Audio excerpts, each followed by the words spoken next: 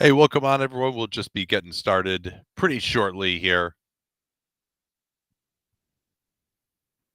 once tip off nears.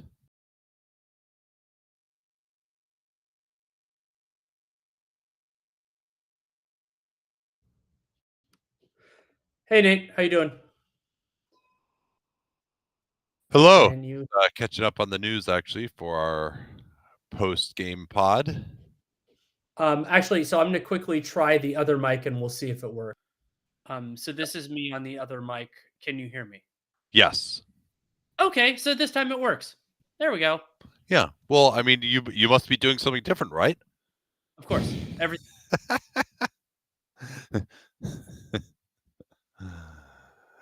All right, I'm gonna actually just mute for a little bit, and we'll get started right before tip off. sounds good.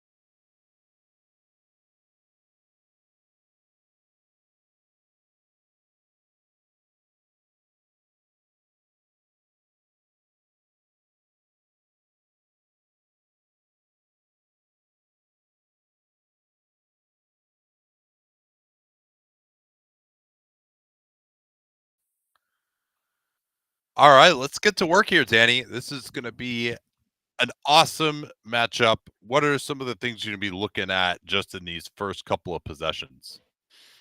Transition. How hard can and will the Milwaukee Bucks push each direction? Getting back in transition defense is going to be an absolute key.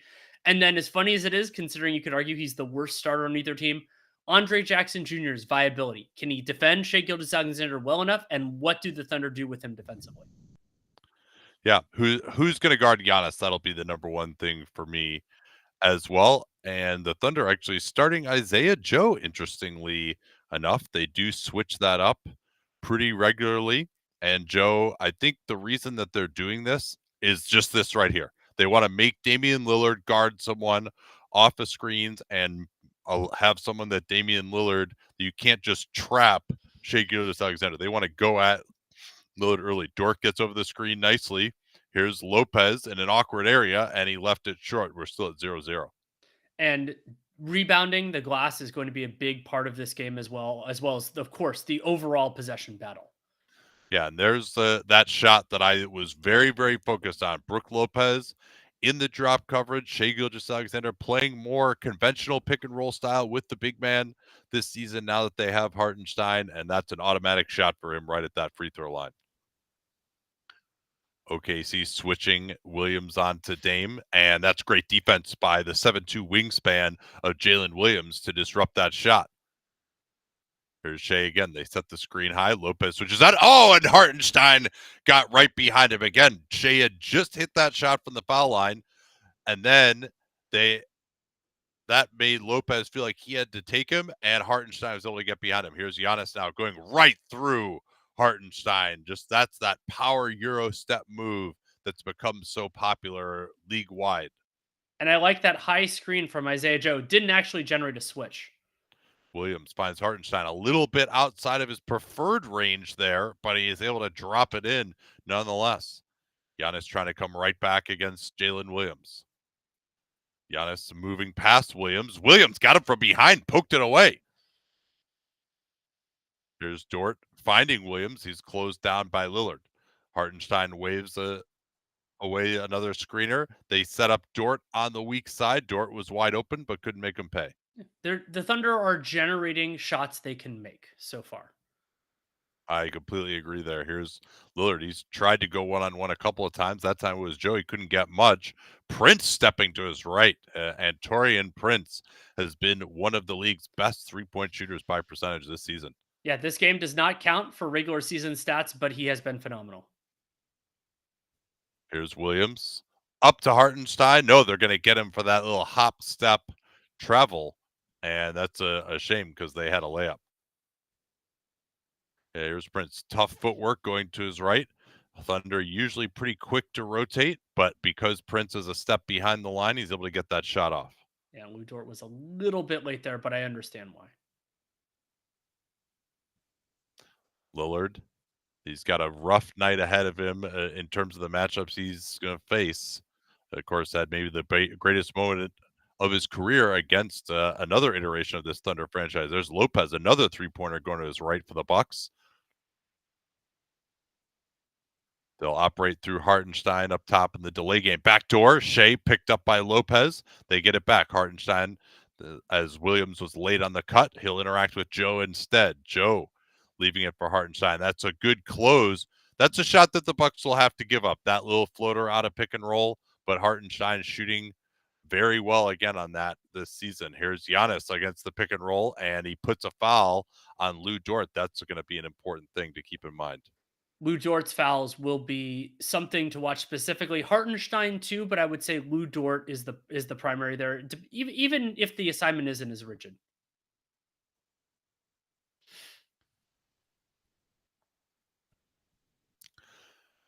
Yeah, I'll see if I can slow this down a little bit. People saying we're ahead of the league pass stream. Well, you should be able to. You can't just pause If you're on, league pass stream. you well, no. If we're ahead, then they would need to pause us, which you can do on YouTube, right? Yes, that is true. You can pause us. I'll put the YouTube link in the chat on. Yes, on thank playback. you. This is part of the reason we do the simulcast.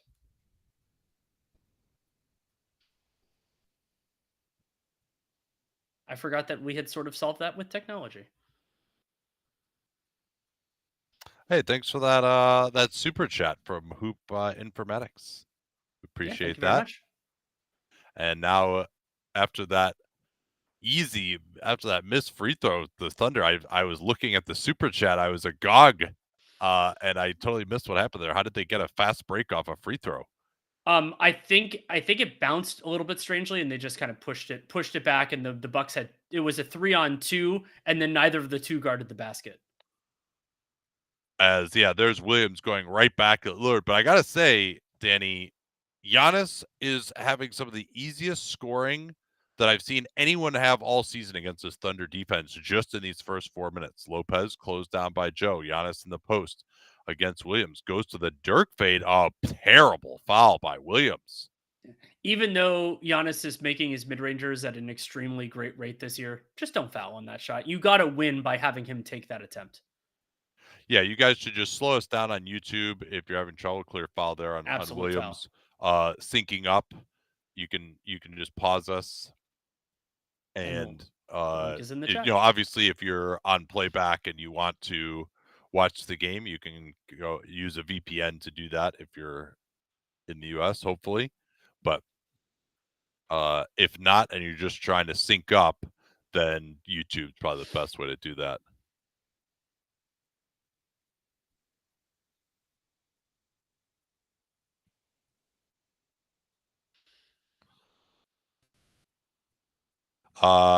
Watching the ESPN app on the same device as playback. No mechanism to mute the ESPN feed. Anyone have a tip? If you're on a desktop, you can like right click in Chrome and do mute tab for ESPN. But if it's on mobile, that might not be doable. No. Giannis gets that free throw. Giannis with 6 of the 9 Bucks points. And here's Williams. Oh, what a beautiful floater. He blew by Lopez and Giannis, but the Bucks trying to get back quickly. Lillard getting an open look. That missed. He tried to draw the foul. But a great job by the Thunder taking away all the easy stuff around the basket there. I mean, Lillard got a pretty clean look from three, but you mitigated the worst case scenarios. And that was running off a make for the Bucks. Yeah. Also noteworthy, the Thunder, when they're playing Joe, aren't going to be quite as good as if they have Case and Wallace, but Joe has presented a nice threat on the offensive end, and that's the bigger story, I think, of this first bit here, Danny, is the Thunder just getting whatever they want pretty much whenever they want it. When you look at the shot chart right now for the Thunder, it's not necessarily Morey ball, but when you consider the overall kind of quality of the shots, it's very good. So they've taken Well, and they're, I mean, the three guys who've made mid rangers are like three of the best. exactly That's two from Hartenstein, where he shoots over 50% on those little floaters, and of and course Shea. Shea, one of the best mid range And shooters. and those shots have been relatively clean. And so it's not only where is the shot, it's is it well contested and are you under some sort of pressure? And I would say for the most part, the Thunder have not been. And so yeah, I mean it's been an offensive start. They've scored 16 points in 5.5 minutes, if I'm counting things correctly. So that's that no 4.5 minutes. So that's really impressive. Yeah. I'm going to get a few stats set up here, if you don't mind Yeah. taking a question or a comment. Do the stats for this game exist in the same nether realm as the playing game stats? I like to think it's a different nether realm, but also a nether realm. And so, because it's not quite regular season, but that's not quite playoffs. But yeah, I mean, it's fun to think of it that way. And Dan Feldman, for those of you who subscribe to Dunked on Prime emails, which you definitely should, he talked about, so Giannis has a couple of streaks running right now, including making half of his field goals. I believe it's in every single Bucks game, but I believe it's 23 straight that he's played in. And so if he doesn't do that today, he's already 2 of 2. Then that doesn't matter. He could theoretically like lose the streak as we think of it, but not in the way things are counted. Is Brook Lopez vulnerable to quick twitchy players? Yes, he is. Brook Lopez is a wonderful defensive player, but if he has to kind of stand on his own and kind of work through it, then that's I was gonna say it. That is Ronnie 2K. But it's but yeah, those that keeping he doesn't have the fastest feet in the world. He can sometimes make it up with size, but especially if he has to engage above the free throw line, it can be hard. Do you agree that boxing out of rebounds is a lost art? I don't think it's a lost art. I think it's an underappreciated art. A couple of my favorites, Steven Adams is phenomenal. Brook Lopez in this game is phenomenal. And what you really want to look for, and it's funny because Dunked On now has taken on, like we've been doing this for such a long time that thankfully the conversation has shifted a little bit with this. There was early in Dunked On, we had to do all these segments about like Brook Lopez is a good rebounder, even though he doesn't grab rebounds, because one of the things you look for is what is a team, particularly in the defensive end? What is a team that's the team consistently rebounds well when this player is on the floor? And that to me is when you're talking about a center, that is a more important measure of what they do than their individual defensive rebounds per opportunity, anything like that. So yeah, Brook and Steven Adams are the two that come to mind for me, but there are a lot of them. I mean, come on, Looney often does well in that respect, and we're back. We are back. And that looked like a charge, and it was. We didn't get to see it full screen because they want to show other people talking, but it is going up. Yeah, they have done a very good job in these NBA Cup games, though, of showing us some of this mic'd up stuff that is actually good, although I don't get to hear it here because I'm listening to you and said, oh, nice backdoor. That I'm almost sure was a set play, but it's erased. It was Lopez, Jackson, Lillard. Oh, good defense there. But Lillard on the attack, that is awesome footwork. Right hand, right foot finish by Lillard. It looked like they had him closed down, and he got into the lane. But that was such good communication by the Thunder to not concede an open look on what was kind of a 2-on-1 developing.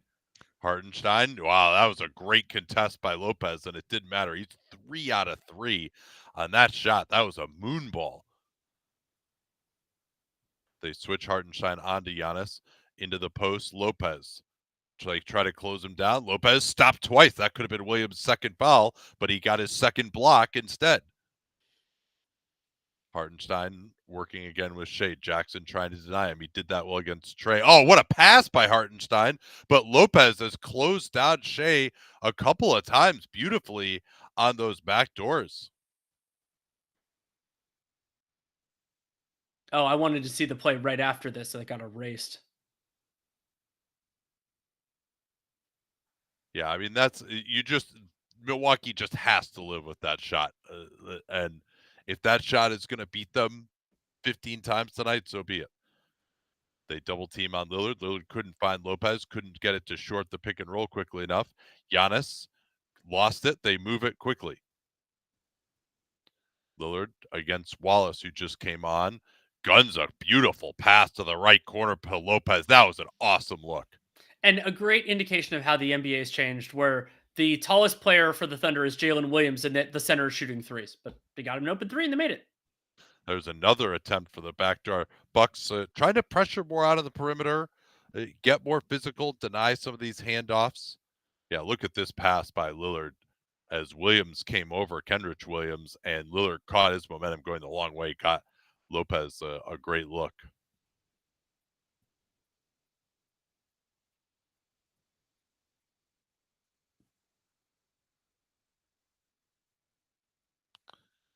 Williams will trigger inbounds. Shea looking for Wallace on the slip to the basket. Oh, he sees what. That's where Shea Gilgeous-Alexander needs to be better. That's a layup by Cason Wallace, and he didn't see him. Now it's Jalen Williams. Look out. And Lopez stopped him again. Lopez has been fantastic early here. Even some of the ones that he's challenged have been made, but he's been challenging everything. He's challenged 5 or 6 shots in the paint already. Here's another good pass by the Bucks. Their offense looking good so far. Dort runs down the loose ball rebound. He's picked up by Lopez. He should get off the ball here early. Instead, he's going to try and go one-on-one, and this isn't going to end well. And I can't believe he made that. it did end well, but Dort, he also had an opportunity to pass it for a layup in the beginning. He just was only eyeballing Brook. All right, well, my prediction was wrong. Here's the move by Lillard. He's square up against Wall. He's going to have to go one-on-one here. And, that's Dort's second. Both of them, interestingly, on plays defending as a help defender in the paint. And Lillard does get to the basket here. He also just held the ball for like 5 seconds. Like, that's another criticism that I have of him, is he just kind of gathers his strength before he actually begins to make a move. But yes, no, I don't think this is a good shot. I mean, the Thunder, what are the Thunder shooting from like floater and mid range? They're like 6 of 6 or something, aren't they? So from the upper paint, they're 5 of 6, and then mid range, they're 2 of 2. So overall, they are 7 of 8 on twos outside the restricted area. Yeah, it's interesting. Only 2 3-point attempts. They have yet to make one, and the Thunder have only missed 2 shots inside the arc. 2 3-point attempts and 0 free throw attempts. I think the Bucks they've only committed 1 foul so far, and I don't think there have been any uncalled either. They're that direction. And with Dort on that last play, like you're trying to be aggressive, you're trying to help up, but like that was a clear foul that you just kind of have to do the best you can without moving. Caruso on Lillard, this is going to be fun. Yeah, if that's the direction they go. So Dort remains in the game. Here's Shea working on Jackson. Caruso fighting for the rebound, but 3 Bucks close it down, and it's into Giannis's hand. He is picked up by Caruso, at least this time. Portis, good pass by Giannis there. Bucks passing has been really good here early. And they are getting open looks, as many as I've seen all year against this OKC defense. And Kendrick Williams was eyeing Giannis, seeing the drive there, and Giannis knew that, made the pass quickly. Great decision. AJ Green is in pick and pop. Kendrick Williams, 3-pointer. Thunder still don't have one yet. Lillard picked up by Dort with the 2 fouls. Jackson not really being guarded. Lillard will interact with him. Shea is on Lillard. That's a matchup the Thunder are okay with. Instead, they go into the post. Portis, Dort coming over a strong side. Portis is going to have to just shoot a jumper here. Goes to the tough floater, and that was very good defense. But Portis just held the ball too long there. He's either got to draw the double team or not draw the double team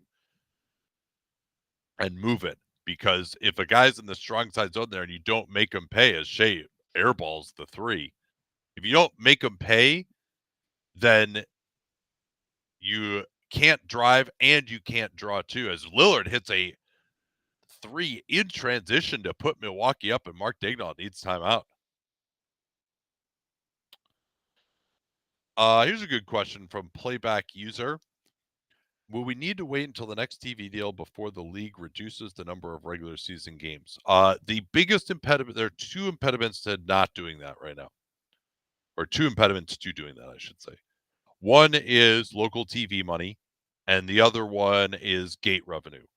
I am of the belief, A, that local TV money doesn't matter that much to the league as a whole, and B, that as long as you could guarantee a certain number of local TV games, it wasn't like only 30% of local games are on TV, that you would actually get better ratings and everyone would make more money if there were fewer games. So it's really local, because the national TV games, Danny, like there's plenty of inventory to have the exact same number of national TV games as Yeah, there are now, even if you reduce the schedule. it's one of the biggest misconceptions that happens in this argument is that the NBA, there is plenty, as you said, plenty of inventory. There are some restrictions, as I understand it, within local TV contracts about what proportion of the games, but you could resolve some of that stuff, and you could pay some money in other circumstances. But so it could happen at any point, but it probably won't.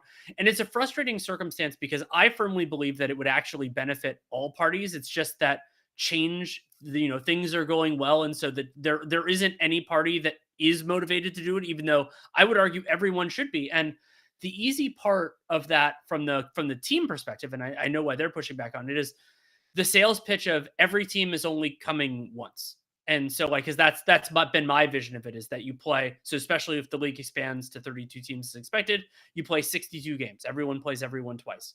And then you could say, this is your only chance to see Steph Curry. This is your only chance to see Shea Gilgeous-Alexander, Giannis, whoever you want to talk about.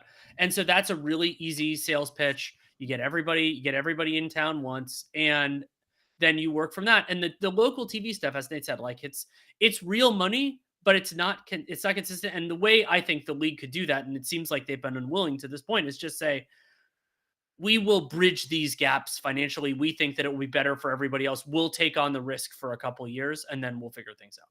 Well, it's no surprise that James Dolan kind of sees where the wind is blowing on that, and he seems like the biggest opponent of this kind of new direction and the new TV deal for the league. But I think the biggest thing that's a misconception is, like, I think that with better ratings from fewer games, that you would actually just make more money on these telecasts in the long run. Because the biggest thing that occurred to me is that you're only having one home game a week. Like, no season ticket holder can actually go to all the games. Right? Yeah, If there they are have to like, sell them, almost and like two a week, it's like you just can't do it. Like, most owners don't make it to every single game of their team for that reason. yeah. Exactly. It's a great point. And so it'd be easier for fans. The sales pitch gets there, and it would be, and yeah, and in terms of like watching, engaging with the product, I think it'd be better. It gets you closer to football and further from baseball. So Jackson Jr. has gone the whole way here. Bucks on an 8-0 run. Shea hasn't really gotten going yet. He wants to try AJ Green. Let's see this whole AJ Green is a better defensive player thing. Well, Shea got him in the air and took advantage of Green's overeagerness to prove that. And these will be the Thunder's first free throw attempts of the game so far. We've gotten about 9 minutes in, and they haven't earned any until there. But gets a little bit of separation, and a little overeagerness from AJ Green, and so Shea gets the first free throw that they've attempted. Yeah, Shea low-key is one of the biggest practitioners of that off-arm dark art. But I would say because he's a little less effective than some of the other guys, it sometimes bothers me a little less, and he missed the second free throw. Oh, Caruso got a steal in the backcourt.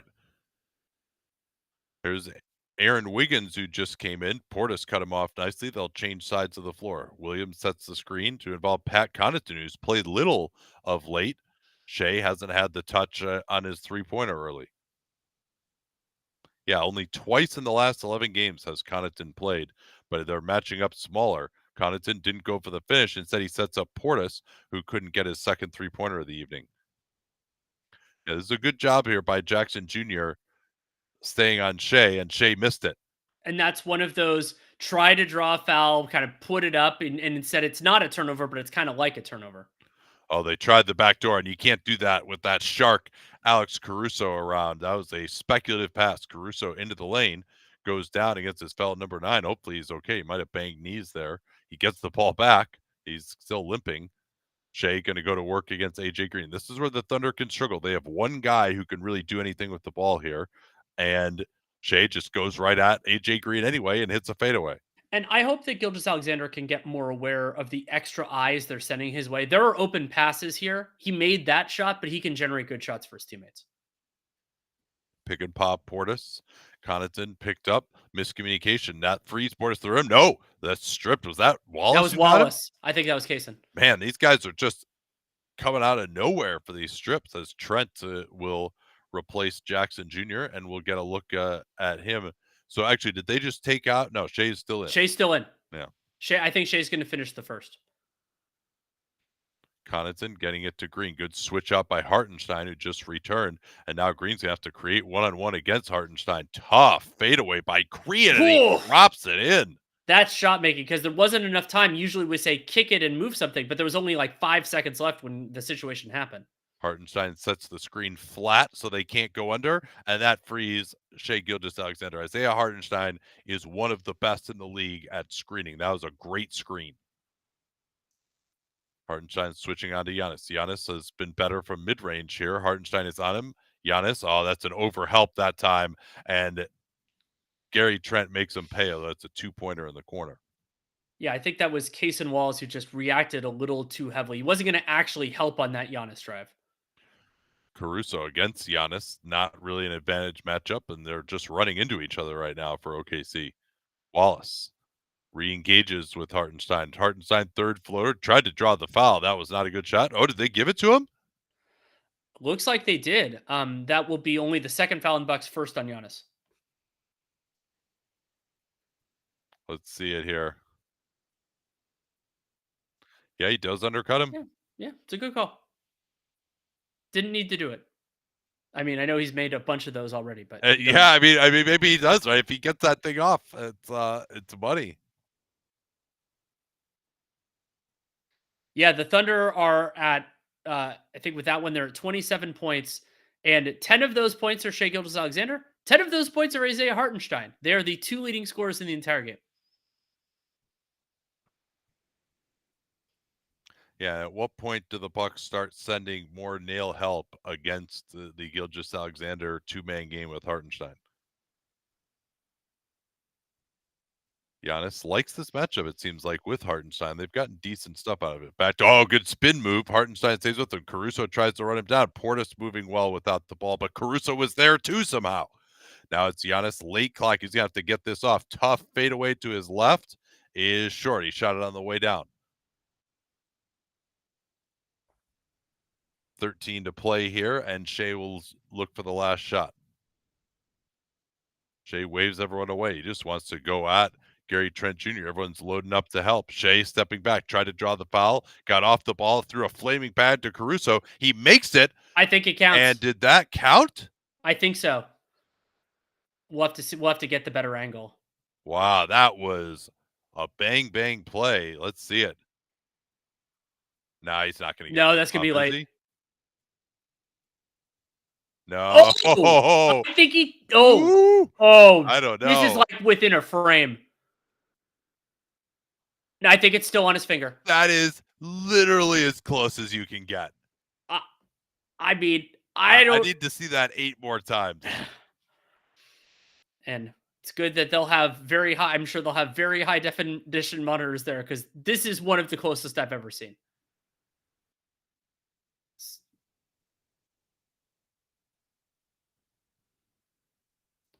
And I think we're getting into what is, to me, going to be one of the key stretches in both halves here, which is Shea Gilgeous-Alexander off the floor. can the Thunder generate good offense? They've generally been successful in the non-Shea minutes, but that has been fueled by defense rather than offense. And that might work against the Bucks, depending on who is and is not on the floor.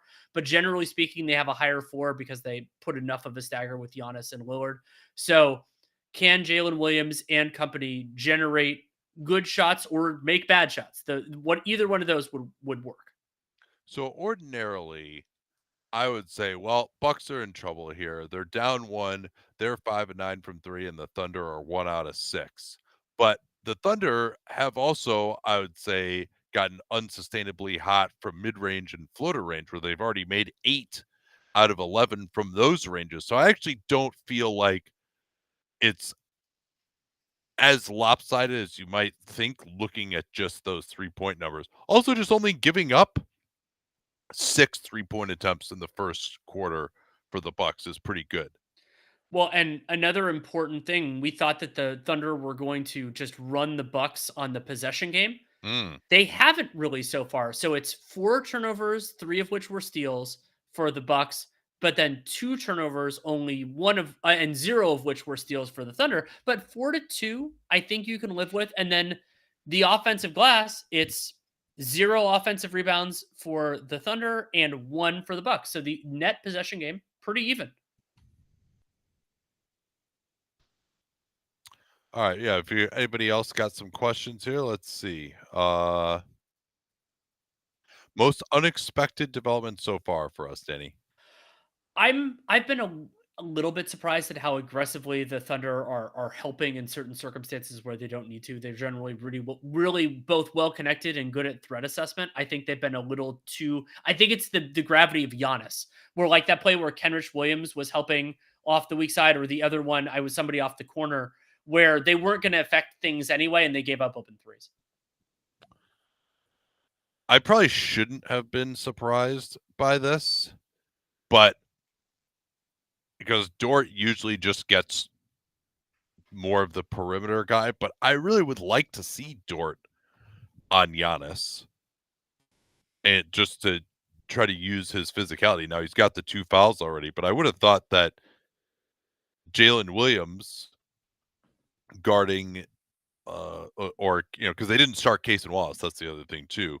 But Jalen Williams guarding Damian Lillard and then they put Lou Dort on Giannis Yeah. because he's stronger, but that's not the way that they ended up And going. as I think about it, and somebody who maybe watches the Thunder more obsessively could note on this, is that I think of Dort as somebody who can generate fouls in the action, but also outside of the action, like we saw so far. So putting him on Giannis isn't necessarily like, oh, that's a huge foul risk versus the other stuff he does.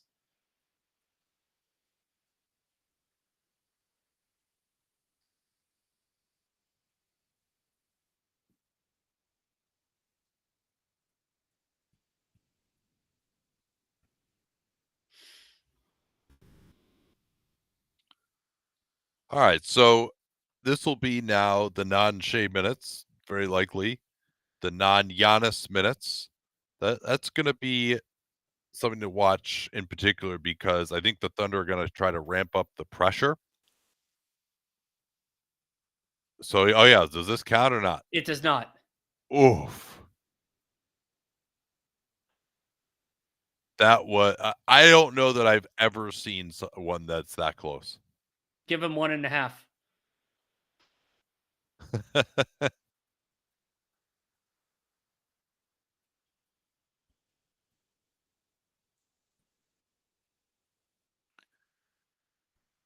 So as I was starting to say, Damian Lillard, I think they're going to really try to pressure him now because they just don't have another ball handler with Giannis on the bench.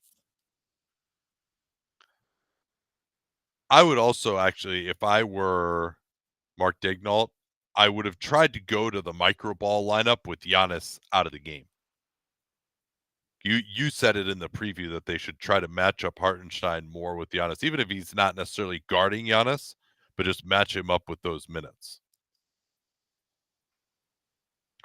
AJ Mitchell is in as well. He's just a pure backup for Shea at this point. And yeah, there's Wallace trying to get into Lillard. They'll set the screen. Hartenstein retreats, no advantage. They set another screen. Lillard going all the way to the corner. Oh, Oh, baby. what a shot. I mean, the footwork on that is impossible.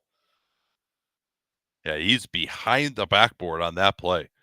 And it was a nice little set out of the timeout to run the first pick and roll and then slam it with the second one, but it was disguised. They didn't bring the second guy up as Williams goes to his right. That too was their designed ATO. Didn't get much. Williams more comfortable going to his left as a jump shooter. Here's Lillard.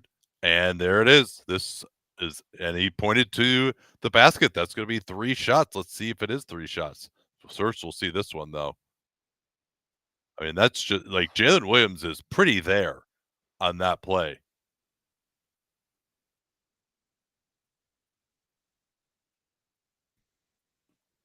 If we get a generation of kids that know that footwork when they come into the league, it's going to be so wild. Like moving to your side, moving to your left, like moving to your left side as a right-handed player and taking that shot. Well, it's easier going left I actually guess as a it is because the right-handed player. plant. Yeah, because Um, you're I mean, you're bringing it up on the right side of your body, which is closer to the basket, but it's not easy going either direction. no, Lillard missed the first. Yeah, I wanna see, we're not gonna get it, I don't think, but I wanted to see a replay of whether that was actually a shooting foul or not, but that was something we talked about a lot from the Atlanta game of when Lillard decides to shoot that, if he gambles and doesn't get the foul call, it's basically a turnover or 2 or 3 points. Like, there's a lot of leverage on whether he gets that call when he makes that gamble. Joe working off the ball. Green re-engages with him. Joe along the baseline. Oh, nice hammer screen set, but Mitchell not even close. Hartenstein cleans up. and I believe that is the first offensive rebound for the Thunder in the game. 2 second chance points. Pick and pop Lopez back to Lillard. Lillard rejects it, kicks out. Green is wide open. Yes. And That as it, guy, yeah. that's another to me another overhelp. Like AJ Mitchell is not going to do a lot around the basket. I know it's part of the OKC scheme, but AJ Green's a really good shooter. Yeah, he's up there for guys that if I had a wide open 3, he's one of the top guys I would want. Now it's Hartenstein going at Lopez. Oh, nice cut, Mitchell. That was beautiful. Who lost him there? Was that Lillard? I think it was Dame. Lillard getting 2 screens up top. Finds Portis. No, deflected. It's Jalen Williams putting on the afterburners, and he lays it in. What a finisher he is. And that's how OKC is so dangerous. That pass was a little bit looping, but it was just Jalen Williams just read it the whole way.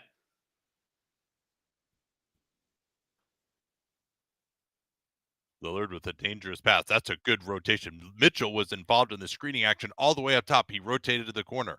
Now they move it. Trent run off the line by Joe. Trent's floater is well short. That's a vintage OKC defensive possession.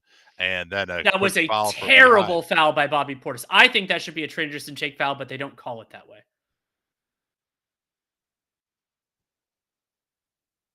Yeah, I mean, that Jalen Williams is just going so fast that Brook Lopez couldn't even jump. He also was going so fast he lost the ball, but he recovered it in time.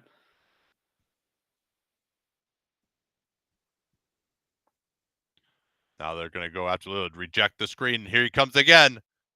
Missed it that time. Good contest by Portis without fouling. Williams, great job getting back into the play, though, here. But now they're going to get a wide open 3 anyway. And Green thought he had that one. Mitchell attacking in transition, goes at Lillard, and he used Lillard's own move on him to draw the foul. And it's not a huge surprise to me that OKC's half-court offense has been pretty shaky in terms of the quality of shots they've generated in these minutes. But so they pushed incredibly hard in transition. Make the most you can. Yeah, Mitchell, a good reminder, he's not even on an NBA contract right now. Surely he'll be elevated by the end of the season. You would think once the trade deadline's in the rearview mirror, as Hartenstein will be replaced again by Kenrich.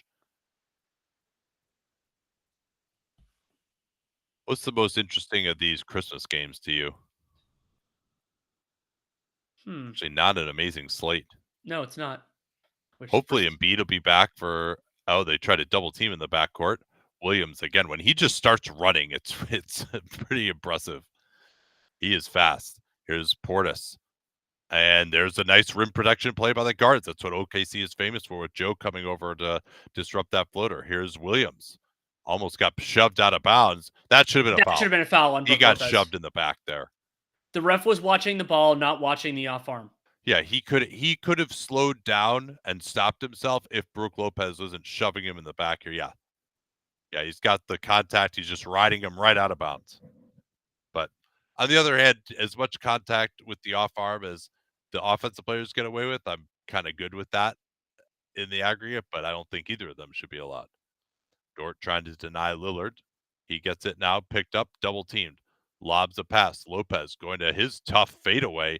Lopez, not exactly a distribution threat off I that think play. OKC was playing that double for a steal, but they just couldn't quite get Here's it. Williams again. He felt Lopez, though, but no, it's going to be.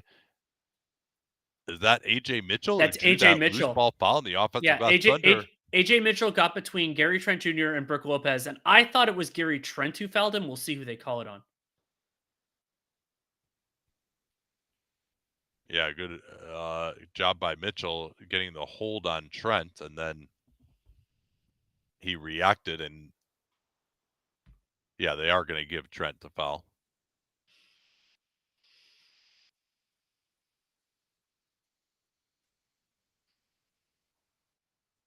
Williams will get the screen. No, it gets rejected. Williams into the lane. Spain pick and roll. Open is Mitchell. Now he hasn't got one yet. Dort, offensive board, tips it out. Williams, good pass fake. Not close, though. He was a little off balance. Thunder 1 of 9 from 3 now. Lillard. And no, we're going to go the other way. Dort has drawn the offensive foul as he was tripped by Portis, who was trying to roll out of there quickly. And so we have it as the I'm seeing it on the official box. 3 team fouls on the Bucks, 1 team foul on the Thunder. Yeah, and that's an acting job by Dort, but offensive guys get away with that all the time, of just giving guys a little shove, just even to get into their role quicker, but also just throw them off balance slightly. Wallace slips out, pick and pop. Green runs him off the line into the lane, floater, and it goes down. I haven't looked at what Casey Wallace is converting on twos this year. I remember it was hilariously good last year. Thunder on an 8-0 run. Bucks not exactly getting terrible shots. Lopez gets it to Trent in the corner. No. Oh, Portis just beasting inside. Blew the first one, but finally cleans up.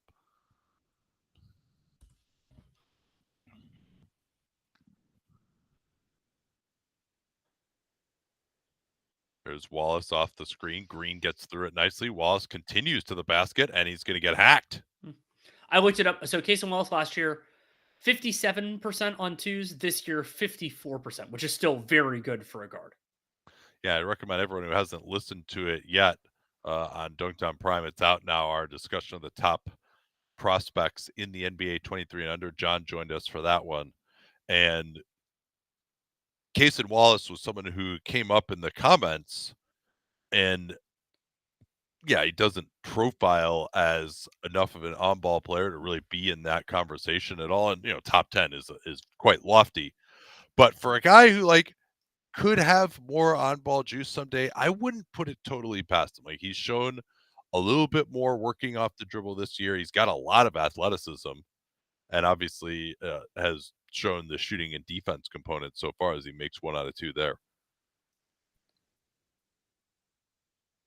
Giannis has returned. Milwaukee survived the non-Giannis minutes. Shea remains on the bench, though.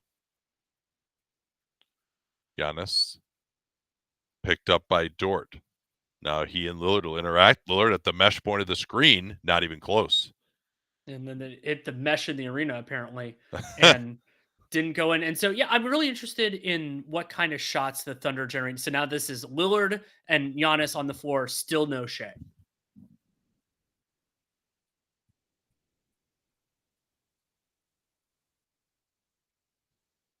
Screen off the ball for Wallace. He'll turn the corner. Giannis picks him up nicely. Dort just fires the 3. That was not very close, and a good box out by Lopez. Lopez shooting over Mitchell, and Bucks have missed a couple here now. They're still 7 of 15 overall from downtown. Williams again gets to his spot going left. Yeah, that's money. That's his shot. and he's even closer than he normally gets on that one Brooke too. Lopez was guarding AJ Mitchell. He needs to be closer to the basket there. Yeah, the Mitchell hasn't been close on 2 3-point attempts. There's Green. Oh, he got surprised by Wallace and forced into a turnover. Williams relentless in transition in this stretch, and he's drawn a foul. And so now the Thunder are in the bonus for the remainder of the quarter with Shai Gilgeous-Alexander not even touching the floor yet.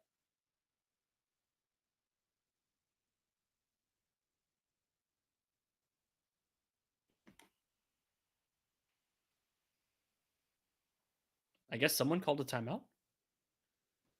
Yeah. See if we have any questions. Hirsch says feels like the level of contact permitted in the second quarter is so much different than the first. That happens. It's more prevalent going into the third quarter because the referees have to do something at halftime too, and a lot of times it's discussing things like, oh, we're not doing a good enough job calling this or calling that, and so you often see a very aggressive whistle at the start of third quarters. But I think there was a little bit of like, what do we want to permit, what do we not want to permit, and sometimes those little conversations can lead to a different outcome.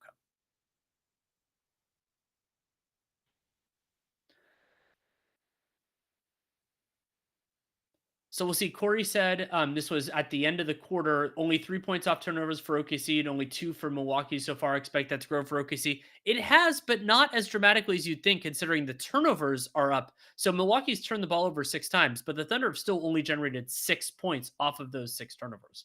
So they're doing a better job there, but they missed a couple of their shots. But it is the possession game has tilted more heavily in favor of the Thunder than it did before. Turnovers now, it's 6-3, and then offensive rebounds is only 3-2. So it's a little bit more in their favor, but not. It's still not what I expected.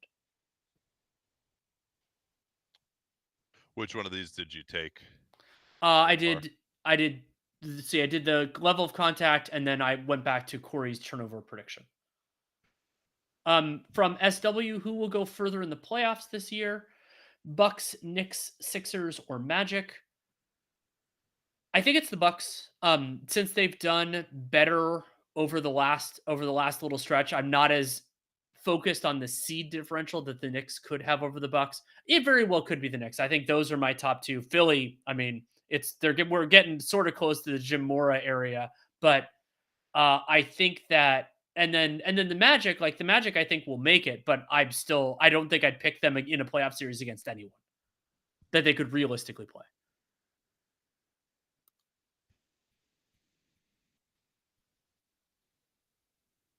What do you think of that ordering? Yeah, it's easy to be focused more on the Bucks at this point, but I actually think they have the best player in the East.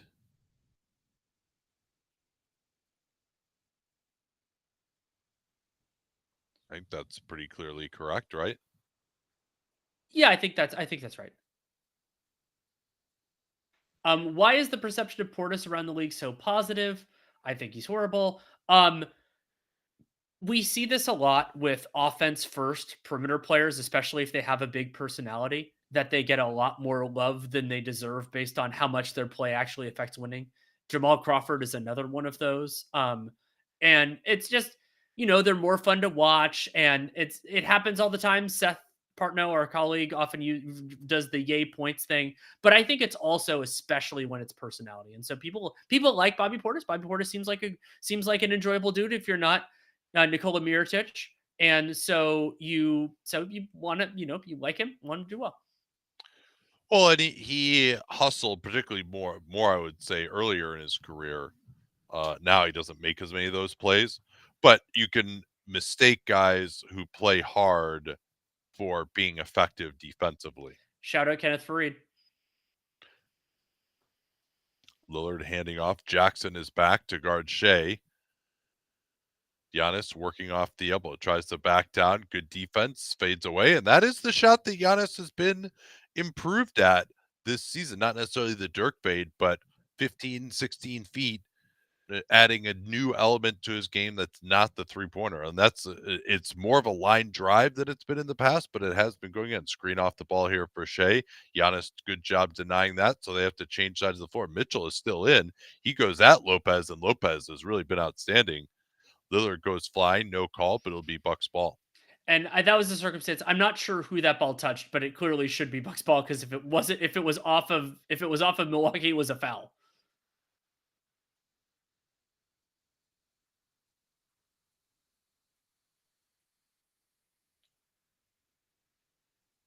Yeah, now Caruso is in to guard Giannis. This is interesting. Mitchell looking to help. Giannis almost traveled. No, he scored. Caruso tried to pull the chair on him. He did get him to lose his footing momentarily, but not enough for the travel. Caruso working pick and roll. Dort is wide open. That's awful defense. I'm not sure why they're sticking with AJ Mitchell here, Danny. What is he providing right now? Yeah, Other, this is. I think this is Dagnall being overly generous with his rotation. and Joe is head of the table, I'm sure, for AJ Mitchell, but why wouldn't you go say Aaron Wiggins here instead? Particularly if you're going to have Caruso on the floor, like they need more shooting than that. And nice move there by Giannis, but Bucks missed the wide open corner three with Prince. Now Shea going to try Giannis. Giannis reaches in into the corner. It goes to Mitchell. Shea trying again, going right past, and no foul. Still bounced around, and finally something is called. And Not sure exactly where they blew the whistle. Maybe on br- the offensive rebound by Hartenstein. briefly going back to the last possession, I'm happy that Caruso is on a relevant enough team that I can bring this up again. But if I were facing Alex Caruso in a playoff series and he is guarding a legit shooter, especially in the corner, I would drive to pass every single time because he has such aggressive help instincts. You can generate those threes just because Caruso, he can sometimes operate and do both things, but you can get open corner threes off Caruso all the time. Hartenstein was clearly fouled on the arm by Andre Jackson. See his left arm come in here, but good foul because that was going to be a tip dunk.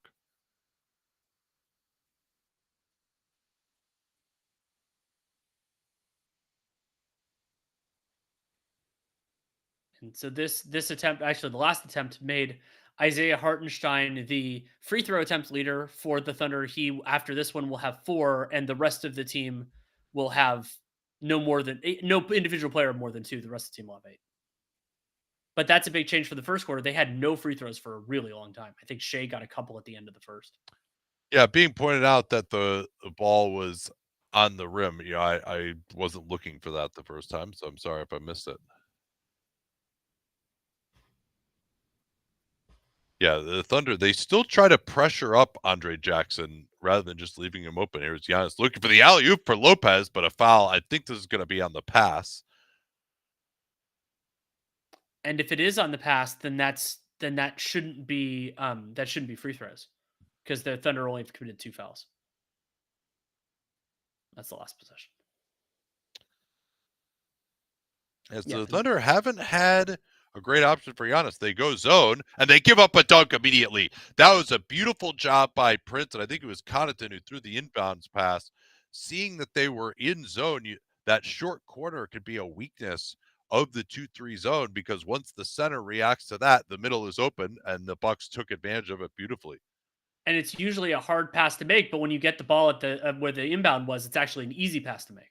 That was great defense by Brook Lopez, helping on that back door. Now Giannis on the attack. That's going to be a foul on Hartenstein. On the floor, they're going to call it.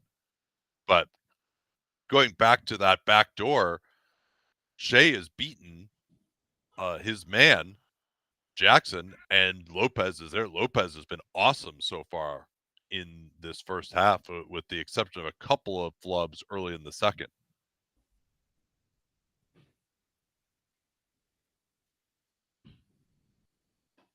Prince looking to pass. Now he's got Giannis posting up Caruso. They have too much pressure. They move it weak side. Jackson will fire. That's a big shot for the Bucks, but he can't make the Thunder pay. Oh, nice between the legs by Hartenstein, setting up Joe, but he airmailed that three. But I like that action because it gets Joe a 3. Brook is going to be dropping the whole time. It's in rhythm. Giannis picked up by Hartenstein. He's been going after this matchup. Caruso trying to provide nail help. Giannis, nope, in and out. Bucks have had an unkind iron at times here in this quarter. Caruso, Giannis, no blocking foul. That's just why? Why bother with that, Giannis? You're a guy who picks up a bunch of offensive fouls. You're to protect the rim. Now, that's actually a charge, but But why but why still, even try? why Like, try? what Yeah, what it's Alex Caruso, like, you're not taking anything away.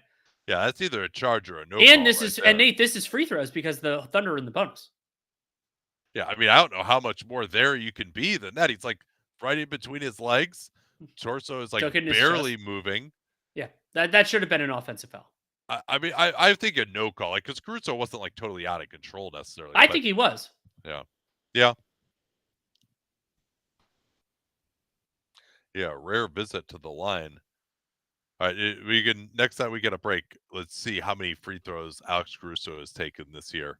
I'm gonna guess that was like he's taken fewer than double digits.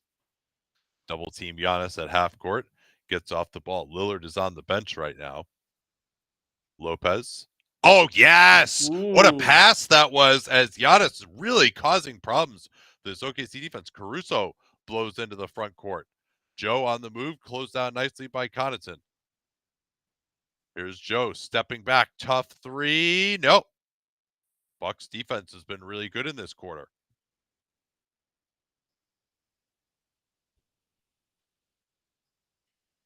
Connaughton finding Jackson. Oh, and that was great job by Jackson of making sure he met the pass so Caruso couldn't get the steal, and then Caruso flew by, laid it in easily.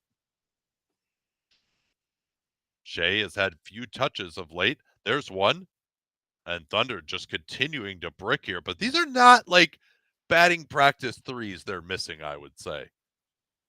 You expect them to make more, but it's not like they're just blowing wide open ones. Giannis went down There wasn't and contact there. This should be a timeout jump ball. called. Oh, okay, Doc that's fine. Rivers saying there was a trip, but instead it'll be a Milwaukee timeout. As now there's appears to be some bit of a fracas, but sound and fury signifying nothing for the moment. It would seem.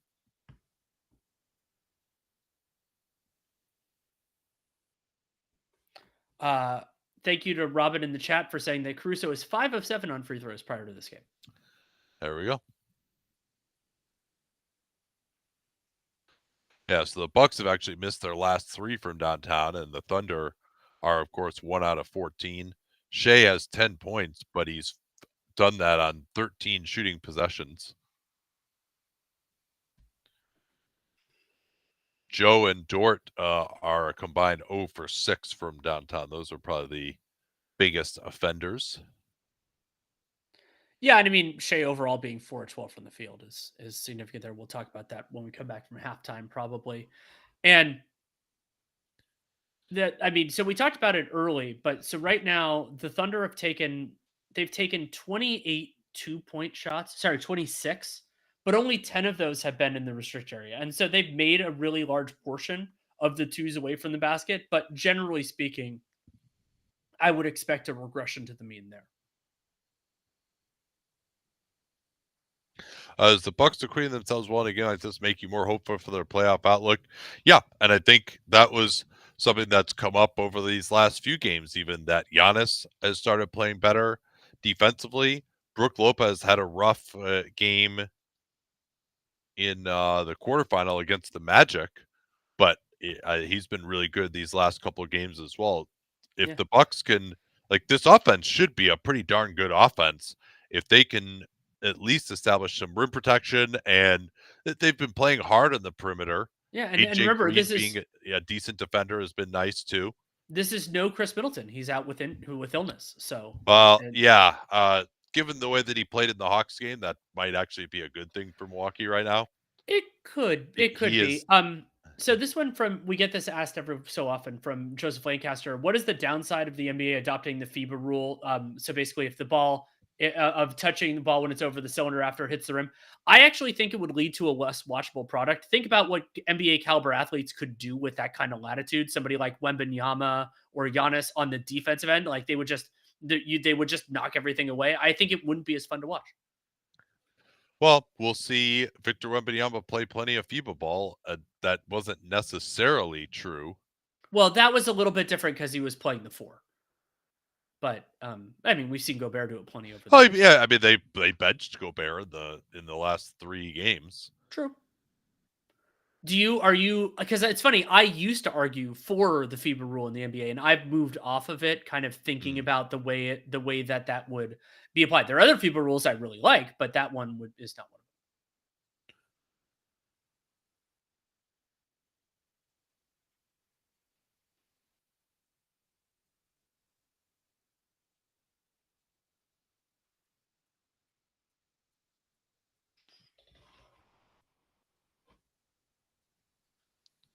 Yeah, I'm watching to see what happened now. Yeah, I don't think this has much to do.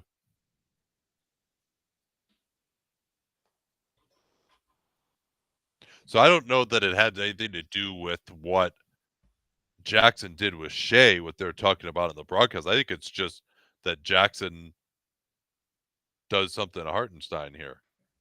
Oh no, he hit him right in the old midsection. That's what it is. See the Yeah. reverse angle shows it. No, I think Hartenstein saw what Jackson did and wasn't cool with that, and they give the double technical because that's what Lillard they is do. back. Lopez closed down nicely by Shea, who gets back to his man. Now Shea's lurking in the lane. They triple team, and that's not good enough by the Thunder. That is really poor communication. They triple team Giannis and gave something up at the rim. The interplay between Giannis and Lopez feeding each other has been really good, but that's Shea's double team right there, not Hartenstein's. He's coming off of Jackson Jr. as Dort. That's always just a great move when there's been a review, some technicals, just flop the next time you set a screen and you're going to get the call. And so that's going to be Lou Dort shooting free throws. It has not been the best offensive game for him. He's 1 for 4 from the field, has missed all 3 of his threes, so we can potentially see the ball go through the hoop here a couple times.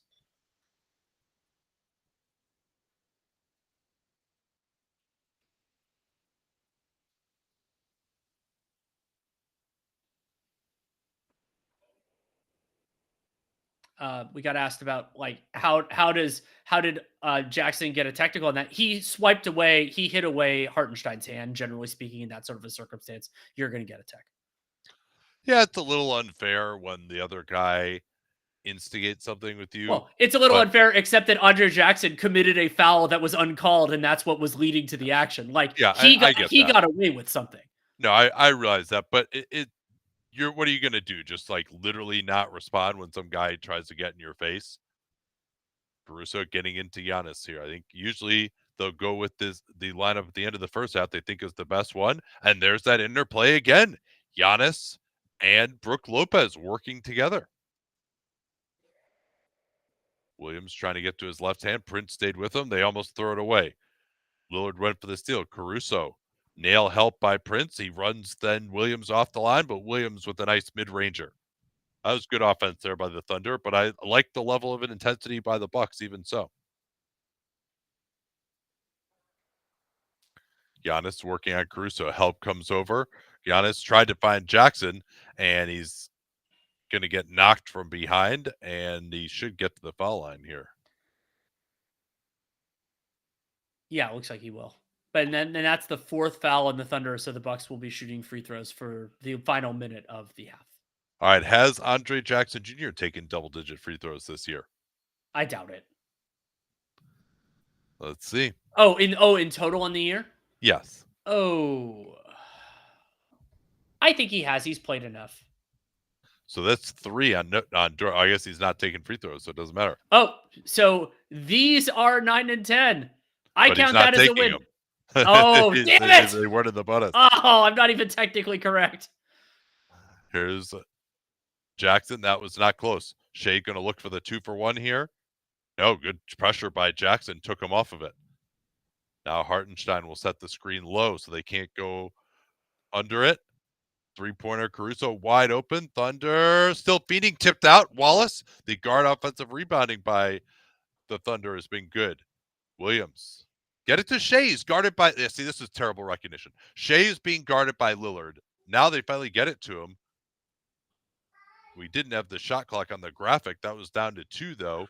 Here's Giannis on the push. Oh, he walked. Yeah, they're going to call that. And so this is a very short opportunity for the Thunder to potentially get something here. Now looks Isaiah Joe coming to the table. Yeah, but that was really bad recognition by Jalen Williams. He's got Jackson on him. Number one, not the biggest advantage matchup. And number two, you should recognize, oh, I have the guy who's guarding Shea on me. I wonder who's guarding Shea. Oh, it's Damian Lillard. Maybe I should throw it to Shea. They get it up. They try the little play here with Williams. He gets it off, and it's short.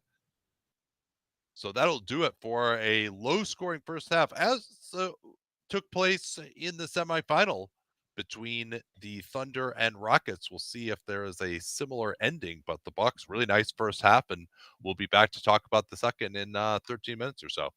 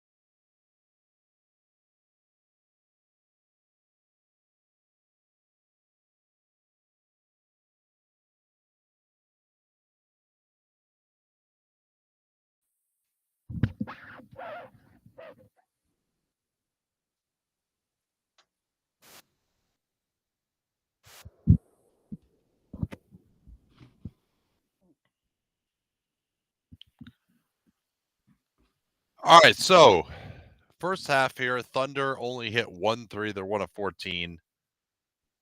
I thought, though, the bigger thing was that the Bucks offense looked pretty good against the Thunder defense, Mhm. and that they also protected the rim really well. So they played into their strengths. OKC wasn't able to play into theirs particularly well. Yeah, and so I think that leads to how much of a coaching adjustment will we see in the second half, because I thought that Milwaukee generated some great looks using the two-man game with Giannis Antetokounmpo and Brook Lopez. Has OKC figured out another way to handle that? Because if they have, then Doc Rivers isn't always the greatest counter puncher, so that is potentially like I think Mark Daigneault's going to have something for it. I don't know what it is because it's a hard thing, but I think they'll have something. Yeah, 1 of 17, excuse me, from 3 for the Thunder. And I also think the Thunder need to just do a better job of taking advantage of the weaknesses of the Bucks. So that's Damian Lillard on defense and Andre Jackson Jr. on offense. If they're going to play Jackson Jr., he needs to have all he can eat from the 3-point line.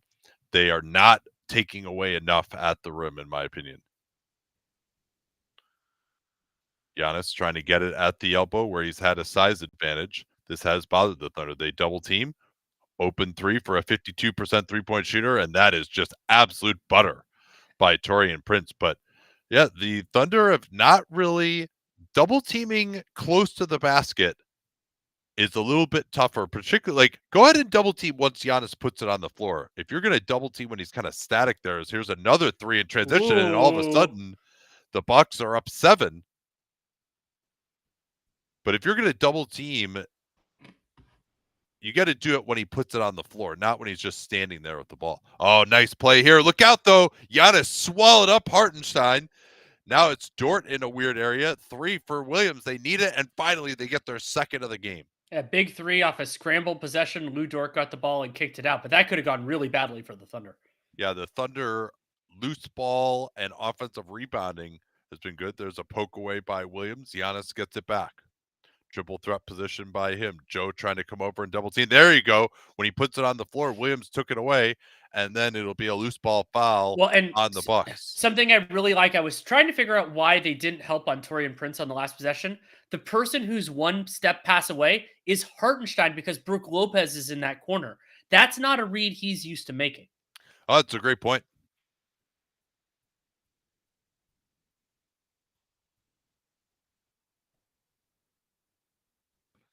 Williams wants to change sides of the floor. They want to bring Joe off a screen. Lillard did well to get through it, so they'll have to go to the other side. Jackson is denying Shea. This is another thing that's worked well for the Bucks is denying. They haven't really been hurt by the back door either. Hartenstein has to go to the floater from all the way out. That one even was too far for him. Hartenstein now 5 of 6 from the field. Lillard on the drive. That's another wide open one from Prince, and the Thunder dodge a bullet there. You expect every single one of his wide open ones is going to go down. Hartenstein stepping up, Shea on the move, but that's like kind of a jumper. He's going a little too fast there to really be perfectly comfortable. There's Giannis goes right through Jalen Williams, and Mark Daigneault needs to talk it over as the Thunder vaunted defense getting shredded here with 8 points in just about 2 minutes. Well, and the Thunder have a lot of really good defenders against 90% of NBA teams. Giannis Antetokounmpo breaks schemes because he's so big and strong, and he also has a handle and all these other things. Well, And and so I think it's time to go with Dort Dort and on Hartenstein, Giannis. like those are the And two best. Hartenstein, I don't think so because I think Giannis is too quick for him, particularly in transition. And like, I think also then you're going to leave Lopez. So I think it's Dort. I think you need the brick wall because Giannis is just overpowering guys. I mean, you might be right. What's your idea for Hartenstein? I'm not as worried about how you defend Brook Lopez. I think that Lopez generally with the smaller guy with the way he's been used recently, it's not that catastrophic. So you don't use Hartenstein as the defender in transition. Transition you form a blanking wall as a team effort, and then but then in the half court that Hartenstein gets the primary job. And the Bucks, once it settles into a half court possession, the Bucks don't move things so quickly that you like can't reshuffle things behind the play. That's just not what they do. Yeah, it's more though I don't know if Hartenstein is strong enough or quick enough to move his feet to stay in front of Giannis. That would be my bigger concern there. He's not the You could be right, and I yeah, think that start doing Dort next is a totally reasonable strategy, but I think they yeah. need to be ready for it to be No, Hartenstein. because like Jalen Williams is not being physical enough with him. Like you can't just like keep backing up the way he did on that last one. Like Giannis will just go right through you if you do that. Like, you need to at least stand up to him some so that he feels like he needs to lean on you, and then maybe he can get out of control and travel or get an offensive foul, or you got to at least hold him up enough so that he has to move forcefully, and then you can send the help. If you're just letting him stay comfortable and just keep backing down, like it's just not going to work.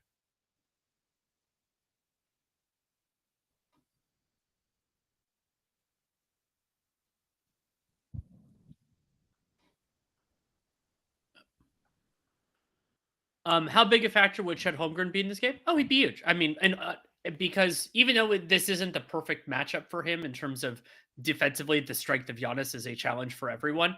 He's one of the Thunder's best players, and so that shifts everyone around in the rotation. So he would have been a massive help.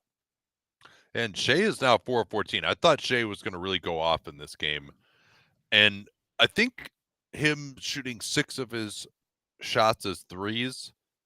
I appreciate that Shea is trying to shoot more threes this year. He can get that mid-ranger against the drop coverage anytime he wants to. I would be trying to get that Well, more and as him and and make Brook Lopez react to that, because when they did, they got good stuff. this is exactly what this is I'll talk about this at length on the podcast if things go as they have. One of my biggest surprises from this game is that the Oklahoma City Thunder did not seem prepared for the extreme strengths and weaknesses of the Bucks. Who you attack when you have the ball, how you go after Giannis, and yes, they'll only play in a playoff series if it's finals, but like it's not like the Bucks are a new team. Corner to Doherty, blows by Giannis, but then Lillard sucks underneath of Hartenstein to get the steal. Now Giannis on the attack knocks Williams back, and that is a blocking foul, but Williams also was sent flying. Let's see where the contact takes place, because if it's only Giannis's off arm drink, I I will be aggrieved. At least they're not giving this as a shooting foul, which it quite frankly should be technically. He's picked the ball up. Yeah, that happened in the on that boomerang challenge in the I think that was in the semi. Screen away for Lillard here. Dort gets through the screen. They can't get anything. Nice job by Joe getting through the screen too into the post. It is Giannis, still guarded by Jalen Williams. Giannis goes right in, stripped. Jalen Williams got him. That time Giannis got it back. Shot clock running down. Dort that's a foul on Giannis. He jumped right on his back. That's And that it's was still a loose. that was a Still shot clock loose. violation and a foul. Well, it's not a shot clock violation because Dort did have it on the ground there. Had he established possession before the shot clock went off? Yes, I thought so. There's about 2 left here. So Dort's going to dive on the ball and get it. That's a great job by Giannis knocking it away. Yeah, so Dort has it here. So, and then Dort just rolled away. It's still loose. But I thought Giannis dove on Dort's back pretty. And Yeah, I so know it's I loose know here. Warriors fans will be like, Yeah, that "Well, is a foul on Giannis. He dove absolutely. right on his back. He made initially no contact with the ball, and then he flopped on that little arm that Lou Dort threw. We'll see if he gets rewarded for that." Yeah, somewhere Jonathan Kuminga just felt something and wondered what's going on. So who's this technical on? It's on Lou Dort. Hmm.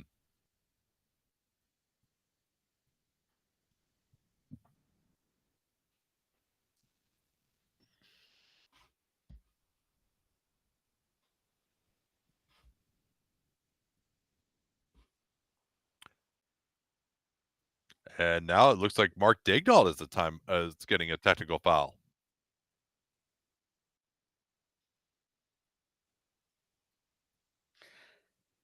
I could do this one pretty briefly. We got asked, basically, I'm not going to engage in the Zach Levine trade hypotheticals because it hasn't actually happened. We'll do, of course, at length if it actually does. But how do trade kickers work if a guy's making the max? And the answer is if they're actually making their actual max, it doesn't count at all. Because that's all it can do is then it cannot bump you any more than the individual maximum for that you are allowed for that year.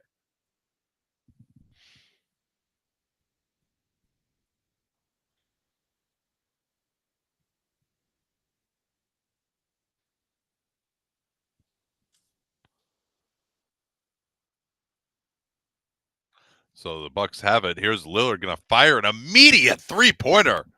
He has not touched a lot of the ball in this game, but he's been effective when he has. Lillard now 4 of 6 from downtown. He is a very, if it's possible to have a quiet 20 for Dame Lillard. Hartenstein was open underneath. Williams didn't see him. Instead, his floater was left short. Now it is Dort picking up Giannis. Maybe just for one possession, though. Lillard, open. He's feeling it. Ooh, good box Ooh. out by Dort on Giannis. Shea, can he get a chance to get into the action here? Hounded by Jackson, comes off the screen. There's that mid-ranger, and that's money. Just run that every time until they stop it. Hartenstein is going to blow up Jackson. He's not getting over that screen. Get Shea coming downhill at Brook Lopez. And Nate, this is a 13-5 third quarter in favor of the Bucks so far. Giannis directing Jackson off the ball. Tries to run the two-man game. Good help by Hartenstein. Shea comes over to knock it away, but the Bucks are still on the ball. Late clock here. Giannis will have to create back to the basket. And a foul. That looked like a travel to me. Live. Yeah, let's see if he literally pulls the chair. Yeah, he's got the arm on the back there. Yep, that's a foul. That's where there it is. You're going to get that auto call. And you might say, oh, he's not really actually doing anything with that hand. It's like, if it's there, the referees are going to call it. They're not going to make the judgment call of once you put the hand on there, how much force was really exerted. You put the hand there, they call it. And so Giannis, 7 of 11 from the field, everything inside the arc, as it should be for him. But let's see. Yeah, so now that's 2 of 5 from the free throw line for him, with one more to come. Yeah, in terms of foul trouble, Dort has 3, and Giannis also has 3. So both of those will be situations to watch. And nobody else has more than 2. But again, we've been moving. A lot has happened in the third quarter. We're still 8 minutes left in the third. 10-point Bucks lead. Again, Jackson trying to deny Shea. Shea has not been able to get going off the back door. Lopez with the late switch. Turned around by Williams, and Williams, nope, he's stopped by Lopez, and Hartenstein gamely went after it, but just knocked it out of bounds.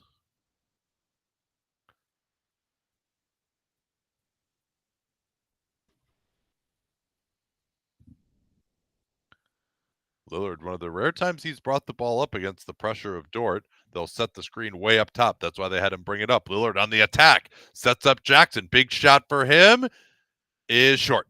I mean, they need to keep letting him shoot that if you're OKC. Dead bang wide open in the corner you don't love. Here's Shea now on the attack. Knocks Lopez back. See, I told you he's good with that off arm, Danny.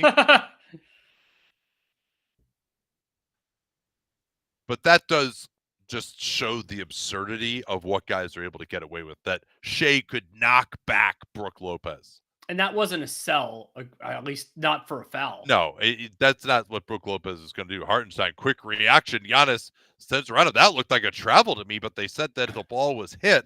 I think the ball was either hit or it hit the rim. I would need a better angle on that. Well, the referee said that it was being hit, and now we're going to get a hold here on Prince in the screening action out top. So this will be something to watch, both Lillard and Shea getting these screens at half court. I mean, look, that's absurd. That's no craft. It's just a push. He wound up to throw a punch with his forearm, basically.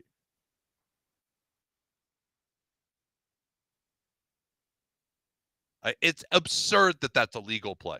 It's totally legal. I put 0 on the referees for that. That is what they're being told. As long as you don't extend your arm from elbow to wrist, it's not a foul. Giannis hit the rim on the alley-oop as Lopez was open. Shea looking to attack Jackson. going a little too deliberately here, and now Lopez is back in position. They changed sides of the floor. Contested three. Good job by Dame getting out there as the pace is slowed a little bit now. Dort 0 for 4, Thunder 2 for 20 from 3. And that's going to be a hold. Nope, sorry. Doc Rivers is going to get a timeout. And Bucks, really nice start to the quarter. They've extended the lead by 9 here. Yeah, it's 16-7 in the early going so far. And the Bucks have been aggressive. They've been generating good shots overall. And they will have to go to some of their backups, but they've done a really good job. And I was, for those of you who listened to our preview of this final game, I was extremely excited to see the Bucks in a one-off where they had some rest, they could push hard, they didn't have to deal with the consequences, didn't have to deal with the depth and the reactions of a series, and they're playing great.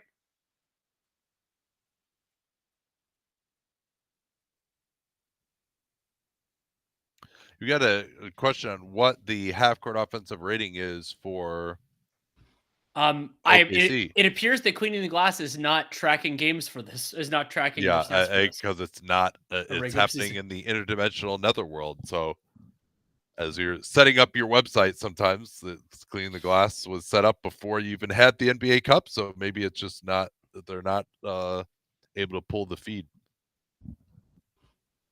So we don't know. Do the Nuggets have a tradable first? I will look, but I believe the answer is yes. Yeah, 2031. Now, there is some protection on preceding picks, but it's very light protection. I want to say it's either 29, it's either top 5 or top 3. Yeah, it's top 5. So you would have to theoretically be like, you can't do within that protection, but basically what you could say is if this has conveyed by that point.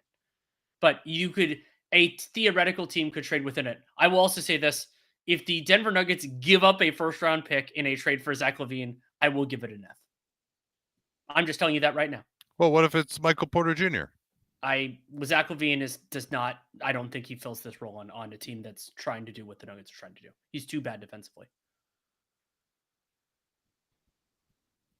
If it happens, we'll have an extended, spirited discussion.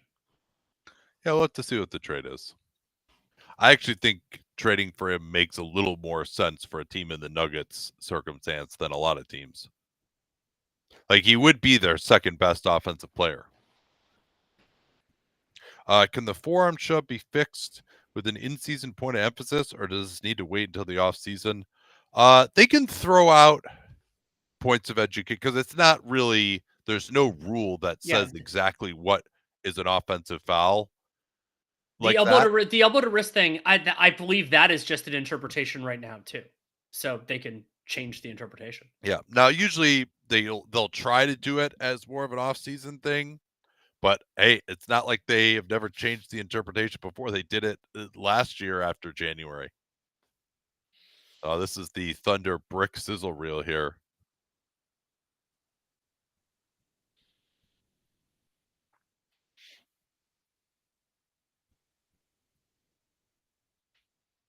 I've got a question from YouTube. Are the Bucks making OKC miss threes, or are they just missing them? I would say mostly the Thunder are just missing them. I don't think this is particularly great 3-point defense.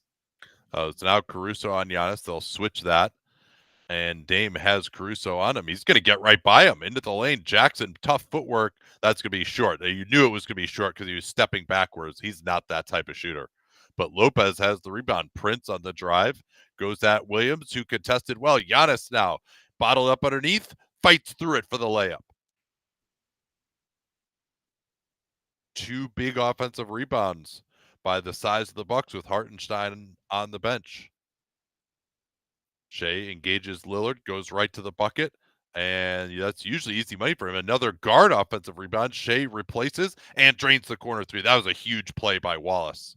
Yeah, to get in there, get that rebound, kick it out quickly. And I think that was a poor reaction from Lillard considering the circumstances. Now they're going to try to get Kenrich on to Giannis.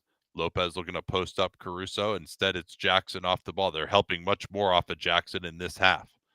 Lopez still being bothered. Late clock. Giannis has to create. Williams staying with them. Giannis going to the one-legged floater. and he banged it off the backboard for a shot clock violation. Good defense there by the Thunder. What I liked most about the Thunder on that possession was they forced the Bucks to chew up more clock to figure out what they were doing, and so they Well, didn't have yeah, enough time once they generated the advantage. and the one advantage that they had was taken away by helping off of Jackson, because that was Lopez running to the rim. Shea rejects, fires to the corner. Williams didn't have great footwork. Caruso tried to fly in for the board, but Giannis had it. Bucks got to start boxing out these guards who are flying in a little bit better. Wallace just cut off Lillard, and Caruso then helped off of Giannis, got back to his man. Caruso getting into the ball, and he's going to get called for a reach. And Giannis has done a pretty good job understanding the extra attention he's getting, but Brook Lopez was one pass that was like the near side pass there. He could have taken that anytime, would have been a batting practice three for Brook. Shea's way too close to make that an actual contest. But he got fouled anyway. No criticism.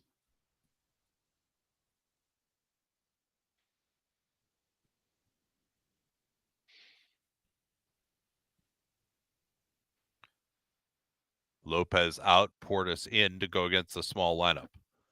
Wallace trying to deny Lillard. The Thunder trying to increase the intensity. There's a deflection, and it's stolen by Gilgeous-Alexander. It was Wallace with the initial deflection and a foul in transition against Lillard as Shea pushed it. But the initial play was made by Wallace with his pressure and then the deflection.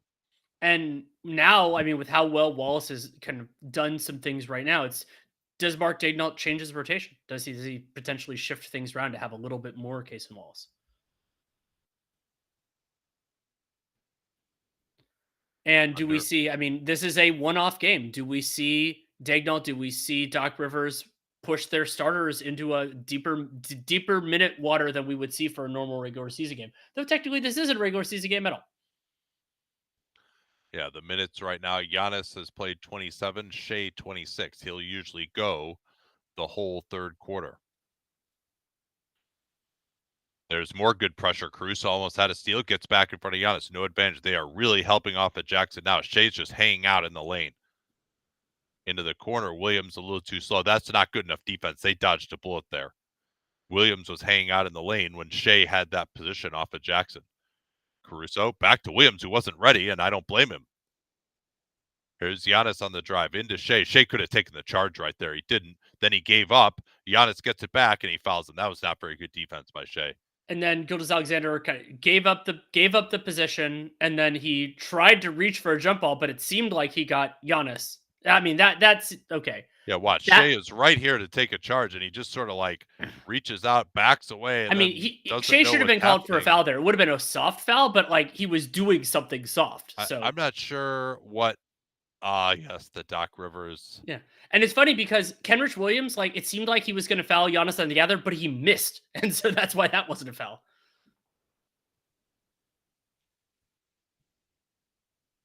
Yeah, really bad turnover there. Caruso and Williams leading to the fast break. Giannis starting to struggle at the line here now, 2 of 6. Excuse me. Yeah, 2 of 6.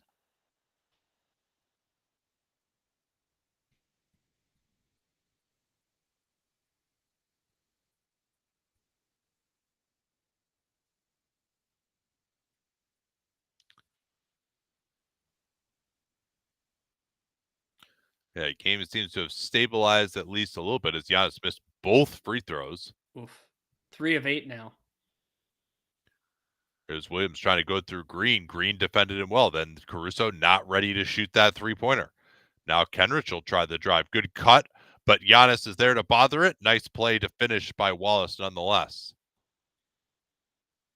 The Thunder 8 of 15 from the upper paint in this game.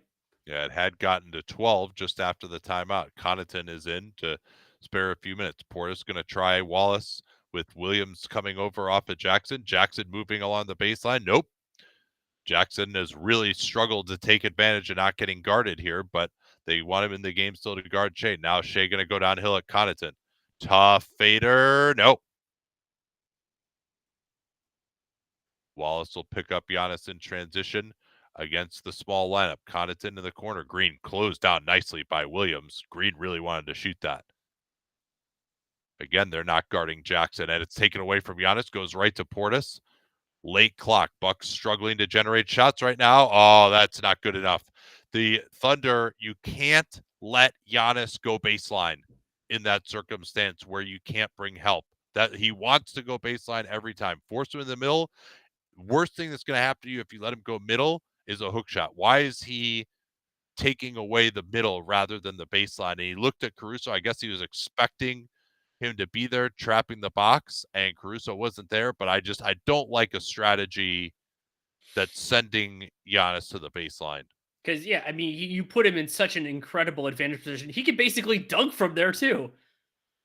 Yeah, that's also part of why you can't let Giannis get positioned so close to the rim. You need to fix it if you do send him baseline where he's got to take a dribble and you can get the help there before he can go up with it. Hartenstein is back. That was a huge play as it had dropped to 5. Shea now guarded by Trent. That'll change the defensive matchup. Shea knocks down Portis. Good no call. Left it short. Hartenstein. Caruso underneath Williams. No, Giannis. What a monster he was. That looked like the 22 playoffs where they just couldn't finish. 3 guys had a run at him and neither could score the layup. Into the corner. Connaughton had the pass off. Instead, it's Green. Oh, he's had a couple spin in and out. Shea trying Trent Jr. Williams is open with the help from Giannis. Can't make him pay.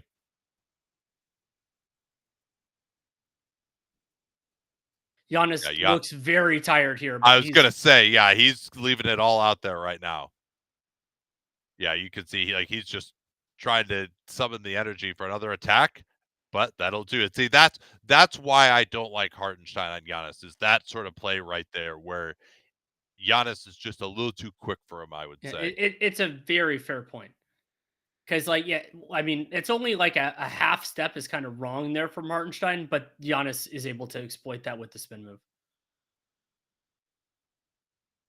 And I mean, honestly, there, if Hartenstein doesn't like go as aggressively for the block, Giannis is probably going to make that layup. But I mean, he's probably less likely to make these free throws. But that's still over the course of everything, getting fouls on some of your best dudes. It's a risky strategy.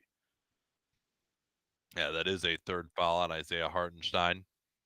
Catch you up on some of the stats. Shea 7 of 20 from the field, 19 points. He's 3 of 4 from the foul line. And Giannis has 25. He's 10 of 17 from the field, only 5 of 10 from the line. And Lillard, a ridiculously efficient night, 20 points, and he's done it on only 12 shooting possessions. Yeah, 9 field goals, 5 of 9 from the field, but 4 of 7 from 3. Remember, he got that 3-shot foul earlier in the game, and so that's part of how you can generate that kind of points off of so few shots.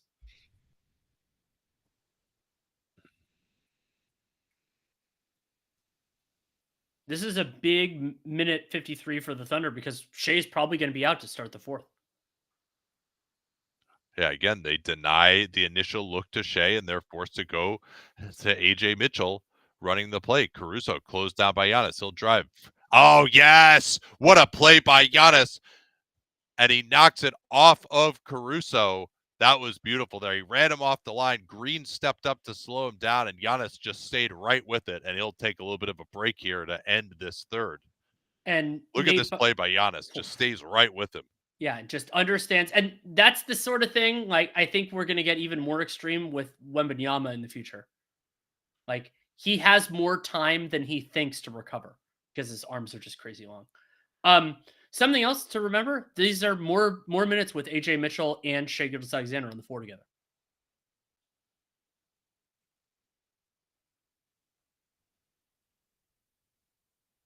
Yeah, with Williams out, maybe they feel they need another ball handler. Green. Hartenstein's out on the floor against Lopez. Late clock. Dame has to fire. Left it short. He did well to even hit the rim from that spot. With Giannis out, let's see if the Thunder can take a little advantage. There's Shea. Goes to the move. Oh, it's stolen by Trent. Trent did a great job of recognizing that Lopez had Shea contained and he could get back to his man. Here's Green in the corner. Into the lane. Kicks it out. Trent, huge 3. Oh, yeah. And I think that was Portis who got a little bit of extra contact there to make sure that no one could get out on three. Yeah, AJ Green is a really nice offensive player. He's making some nice plays inside the arc. He's money when he's open. Now Shea going to try to run it down for the 2-for-1. Thunder haven't scored in over 3 minutes. Lillard on Shea, sticks with him. They find Wallace, Hartenstein underneath. No, off his chest. With a 6-second differential, probably not enough to where they really care too much about running the time down. This is one where they should probably shoot at 14 and go for the offensive rebound. Thunder not even going to try to trap in this situation with it not a last shot situation. Now they do trap Lillard. Trent wants to get it back to him. This is an impossible situation for Lillard, and it is They 1.6 called to that shoot. a tip, not a kick. Okay. Yeah, it's only 1.6 to work with now. They get into the post to Portis. Caruso knocked it away. Is there time here?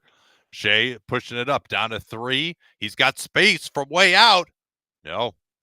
And the Thunder, after a promising start to this game, score a mere 14 points in the third quarter. They have not been able to solve the Bucks rim protection, and that man Giannis Antetokounmpo has been easily the best player in this one through 3 quarters. Nate, I think this is a really striking stat for this game so far. You and I thought that the Thunder were going to have a big advantage in the possession game. And so far, that hasn't really manifested, but in an even more interesting way. So OKC only has 9 points off of turnovers in this game. Milwaukee has 12. It is true that the Bucks have turned it over more than the Thunder have by a couple, but the Thunder haven't turned that into any additional points.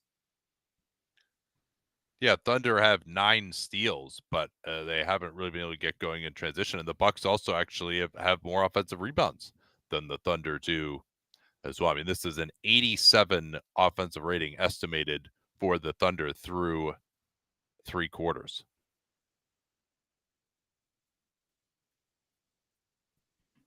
And no, and to go back to that question about the 3-point shooting, I haven't loved these Thunder looks. Like, it's been Shea kind of on the move, leaning forward. Like, is it a jump shot? Is it a set shot?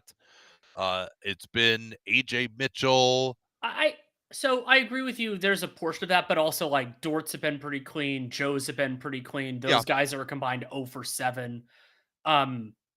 Case and Wallace hasn't even taken one yet, which I think is in Kenrich. He's taken 3. I think all of those were clean too. So if you get 3 of those 10, that would make a big difference. That's 9 yeah. points. Well, then they'd be shooting 25% instead of 12.5%. That's a doubling. Yeah. Yeah, but they would be right there even if they were having like a terrible night from 3 instead of one of the worst nights of the entire season by any team. Presumably, these are going to be the non-Shea minutes for the Thunder. What do you expect to see from them and from the? I mean, if the Bucks can continue this defense, there might not be enough time for the Thunder to come back. No, it doesn't seem that way. And are they going to try to put Isaiah Joe in and maybe use him a little bit more? Are they going to try to ramp up the pressure defensively, force some turnovers on Lillard? I think Jalen Williams had some nice plays during this stretch, pushing the ball in transition as the main guy. That's probably the one thing that he's better at offensively than Shea. But they're going to try to move the ball. I think the other thing that has really stood out to me that I want to make sure we talk about on the pod is just the Bucks actually like provided pretty decent pressure defensively. Like they just haven't been letting the Thunder run their offense that well. Like they're blowing up some of these handoffs or forcing Isaiah Hartenstein to go interact with AJ Mitchell instead of Shea Gilgeous-Alexander, for example. So that's and Andre Jackson Jr. has been good. Like they did take advantage of him finally by not guarding him, but they also couldn't score against him. And then the Thunder couldn't score once Jackson went out of the game either. And one way that pressure is manifested, it's not the only way, is that I brought up how the turnover margin, the points off turnover margins are close. Is that it's not only that the Thunder don't turn the ball over very much, it's that the Bucks don't usually force them, but they've been much better reading passing lanes and putting in pressure, and it's made a real difference.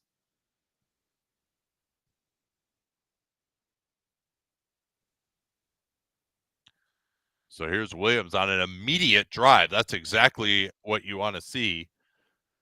And I think with Giannis out, I would be trying to run more pick and roll at Brook Lopez and see if Williams can get some mid-rangers or get downhill against him.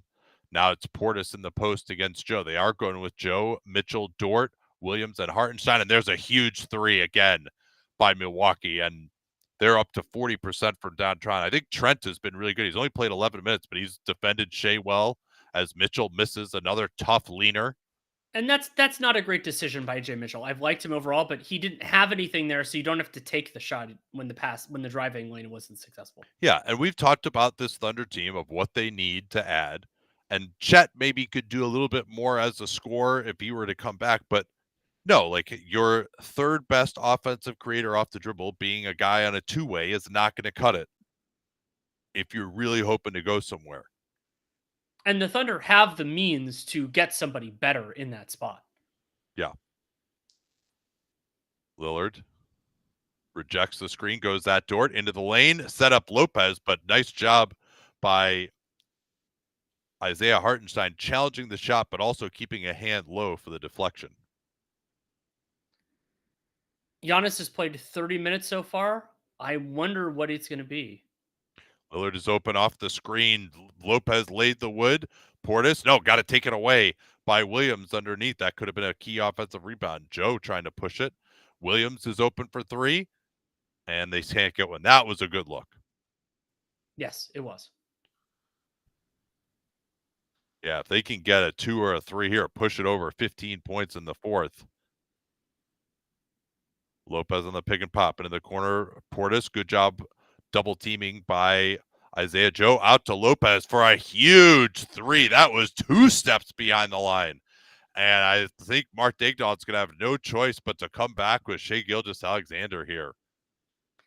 It has been a big run by the Bucks. I mean, Brook Lopez has taken that shot from deep, but he can make that shot from me as the lower body that strength. Is out there. I mean, like Isaiah Hartenstein, I understand him. Like, that's not a short close. That is a 30-footer by Brook Lopez.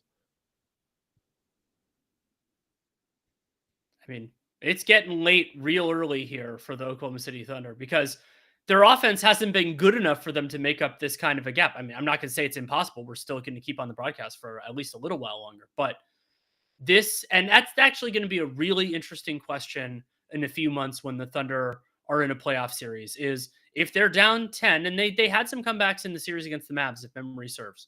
But it's, especially if they're not getting as many turnovers as they usually do, like, can they generate enough good looks against a top 10 defense?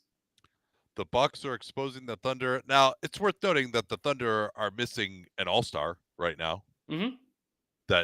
And certainly the ability to space out Brook Lopez is something that they don't really have the ability to do. Although Lopez, Kenrich Williams is probably not going to cut it there. And I would have liked to see. I mean, I think the Bucks have done a very nice job of blowing up all the Hartenstein handoff stuff. They're forcing that back door that Hartenstein, even when he completes the pass, Lopez is right there. And the Bucks are doing a good job at dying. Like Shai, not some amazing like off-ball mover necessarily. So I think they should be going into more pick and roll stuff. And I guess the question now, if they do come back with Shai, does it get close quickly to where Doc is going to come back with Giannis? Giannis is playing so well defensively in particular that you want to get him as much rest so he can close it strong. But what you might think with Doc Rivers here, and I don't know if he will, is if you have him out there for the next 5 minutes, you won't need him for the last 5 minutes. Do you have any opinion on coaches walking onto the floor during play? Yeah, it's just if they get in the way, you can do a Jason Kidd and intentionally run into the coach and get a technical foul. But as long as he's not in a position where he's doing that, I don't really care. Like sometimes you just have to do it. It's loud in the arena, especially if you're at the other end of the floor. You got to get a timeout. You got to get the referee's attention. You got to get your team's attention. So I think it's fine. Doesn't really bother me.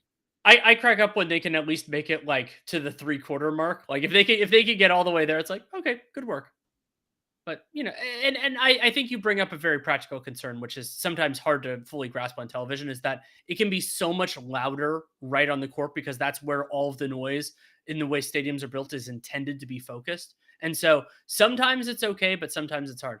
Apparently, it's not that loud for that kid to be sleeping. Yeah, it's pointed out in the comments, but a while ago, but the Thunder have 11 assists in this game, and they've Yes, done it. Of course, when you don't make any threes, it's tougher. yeah, they have 11 assists, but they also only have 24 made baskets. Worth noting too that Bobby Portis has set up 2 3-pointers Hmm. off of double teams that the Thunder have been concerned about him. That would be one criticism I have is Williams misses another jump shot that was a pretty tough one. We talked about what was going to happen first, regression for the Thunder shooting or the Bucks shooting, and it's been the Thunder mid-range shooting that's regressed. Lopez pick and pop, looking for a 20-point lead. Yes, sir. Nice play by Doc Rivers to get it to the hot hand, and the Bucks surely now you would think are going to win the second ever NBA Cup, maybe the first ever NBA Cup. No, because there's a pick and pop by Joe. I guess it was technically called the NBA Cup last year, but the tournament was called the in-season tournament. So never mind. Excuse me. I got to get the branding right. But that was a big 3 by Joe. They desperately needed that. No shade yet either, by the way. Here's a nice go and catch by Trent. Steps back, and yeah, the Bucks hitting everything right now. But for the most part, I think that was a tough look, a step back from Gary Trent. But for the most part, I think the Bucks are doing a good job generating shots here. Williams can't get any advantage on Trent, kicks it out. No advantage for Joe either. Lillard's been pretty good defensively in this game. Joe just shoots over him, and that's just not a good shot right there. Like, that's a give up, one pass possession. They don't try to move the ball. Like, Damian Lillard is slow of foot. Now it's Portis. They're going to double team again here, you would think. Yeah, get it right back to him.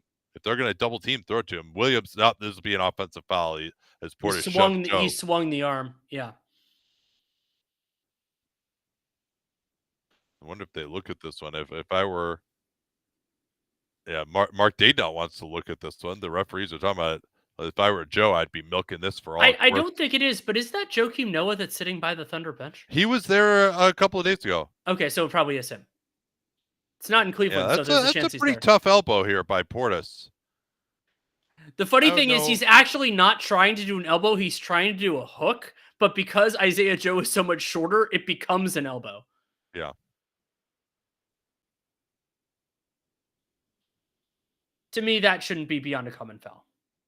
Yeah, they're looking at it right now. I don't think that's. I mean, there is a little bit of like a wind up aspect to it. Maybe this wouldn't.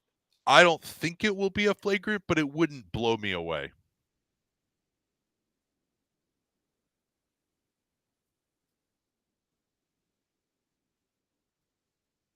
Oh, that's a good question from John. Assuming that techs in this game don't count for your total anyway, I would agree with that based on how the league is choosing to score it. Sorry, Draymond, you should have been in this one. Yeah, well, he tried to be. Too bad he was involved in like 8 turnovers in the last 3 minutes of that game.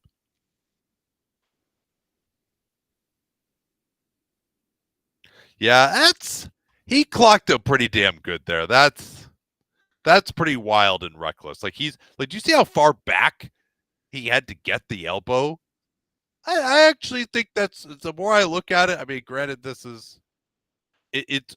I actually, they say, oh, anything looks bad in slow motion. I think it actually looks a lot worse in real time because it captures kind of how wild that swing was. Like, he's like, try and do that at home to actually get your elbow that far back behind you. It's like, it's kind of hard. Let's see what he says.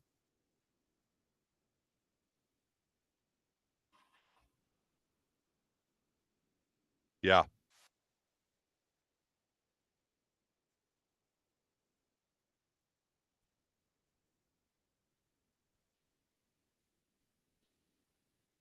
Yeah. What do y'all think in the comments? Is that a flagrant one?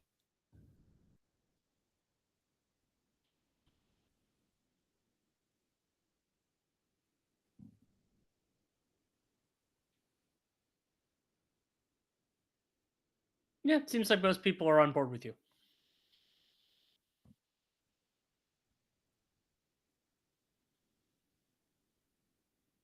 So this it looks like with this delay, they are going to get Shai Gilgeous-Alexander back into the game as well. He's going to replace Hartenstein, so surely they'll try to amp up the pace and the pressure even more. And so if Joe can make both of these, that cuts it down to 17 with 8:23 to go.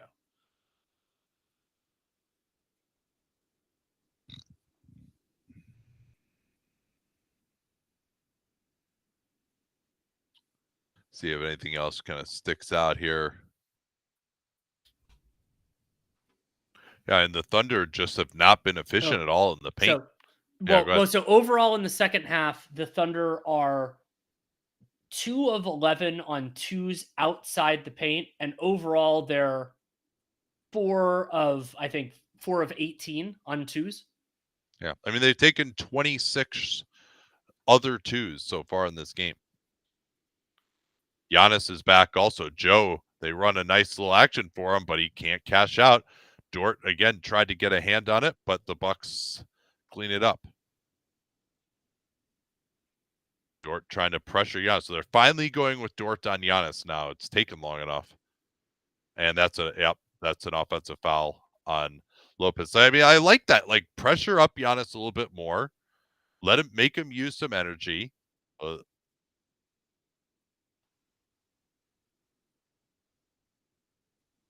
And Dort can get over that screen on Giannis.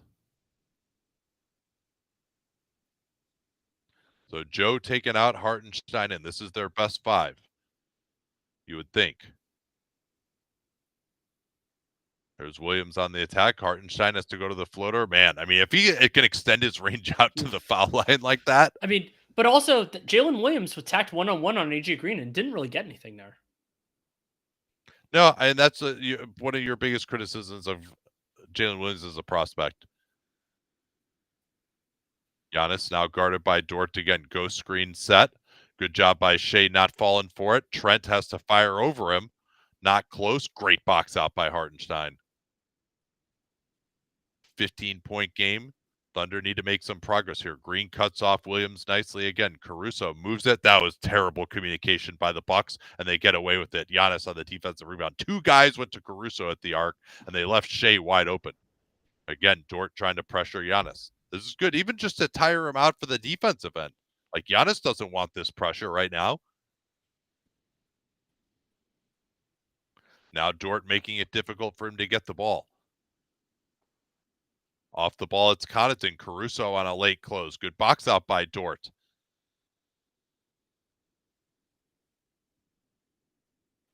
Shai working on AJ Green. That's where no, they get him for a carry? Or was it a hook? What was No, the foul. call? Offensive foul with the was that the off arm? Frank. Yeah, Yes, he hooks underneath. Is that the reverse Harden? I think it just is the Harden. Well, no, Harden because would do it with his right hand. yeah. If that's what you meant by reverse. Thunder continuing to try to amp up the pressure. Now it's Caruso. No, stolen by Shai. Caruso was guarding Giannis. Shai got the steal. With Lillard back in, they've now put Dort back onto as Shai misses that jumper and loose ball 5. I thought Dort shoved Giannis out of the way. But after Dort was like amazing on Giannis for 2 possessions, now they're going to, with Lillard back in, they're going to put Dort back on Lillard. Oh, Trent they get for the shove. Okay, good call. Yeah, that was the initial contact. I think that's right.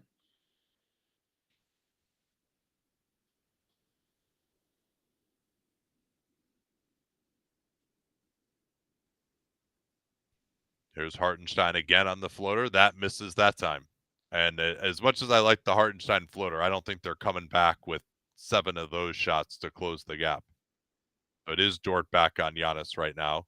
They've got Caruso on Lillard, but that might just be a transition thing. Yeah. See, look what Dort's doing to Giannis right now. He's cutting him off again. He's got nowhere to go. Lillard is open, though. They probably overhelped there, though, I would say. And that's a huge 3. And that was another Isaiah Hartenstein making the read onto a perimeter player, getting there a little bit wrong and giving up a 3. It's not his Yeah, job that usually. was one where I thought they had Giannis contained pretty well. I think I really credit, and it's not like the Bucks are gonna put up, like, an unbelievable offensive game, like, they've won this with their defense, and the Thunder have lost it with their offense. But I think that Milwaukee's passing has been really good in this game to take advantage of the Thunder overhelping. Like, even in that Dallas game, as that's good defense by Caruso. Giannis is pretty tired, by the way, right now, but, And Doc and we're wants a challenge here. and we're seeing that the turnover game going a little bit better for the Thunder, but they're not really generating as many like really dangerous steals. It's been more like, oh, Shea gets a steal, throws it behind himself, and so it's functionally you're facing a half court defense. Yeah, but I just the Thunder against Dallas, and obviously against Houston, who's not a good passing team, they're able to double team and force turnovers and run them off the line. And the Bucks, they also have just a lot of shooting on this team too, but their passing has been really good tonight. Yeah, I'm sure there will be a lot of attention paid to the Thunder missing a lot of threes in this one, and the things that were outliers for them. But also, the Bucks have outplayed the Thunder. This is the just result, and even if those things regress to the mean, the Bucks played better. I thought the Bucks had a better strategy, and they've executed it better.